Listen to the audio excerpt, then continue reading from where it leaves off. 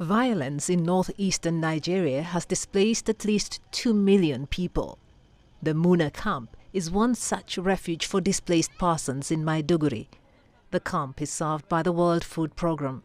Last year, it received almost half its funding from U.S. Agency for International Development, or USAID. However, the Trump administration recently decided to dismantle this lifeline under its controversial trade, not aid policy for Africa. It's having a devastating impact in some places. As of now, all the warehouses of WFP are empty, and there is really a huge crisis because of the funding situation. This is coming at a very difficult time because we are at the middle of the lean season, where the situation of food insecurity is the worst, and we have run out of funding to sustain the operations.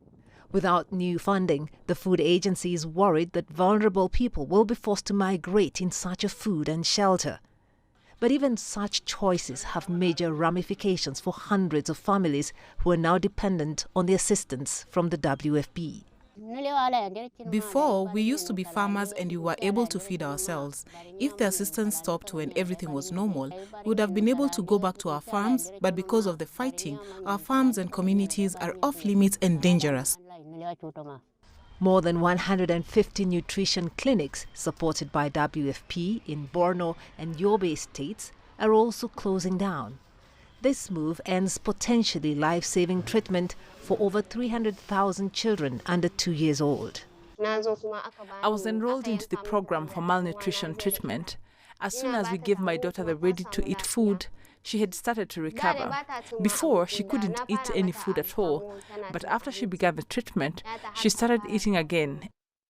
In order to save the situation in Nigeria's northeast, the food agency says it requires over $130 million to continue operations this year alone.